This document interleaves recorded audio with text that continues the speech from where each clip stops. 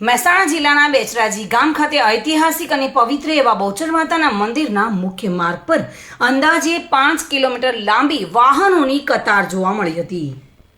જોકે એક જાગૃત નાગરિકે વિડીયો ઉતારીને સોશિયલ મીડિયા પર વાયરલ કર્યો છે.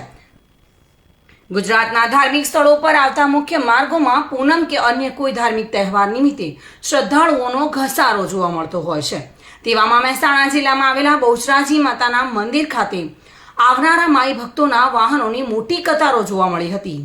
બેચરાજીમાં રોજે આ પ્રકારની ટ્રાફિક સમસ્યા સર્જાતી હોય છે તેવું સ્થાનિક સૂત્રોએ જણાવ્યું હતું.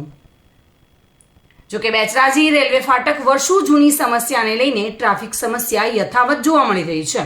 હાલ આ વિડીયો સોશિયલ મીડિયા પર ખૂબ જ વાયુ વેગે વાયરલ થઈ રહ્યો છે. ભાવિન ભાવસાર સાથે bureau report, today Gujarati news.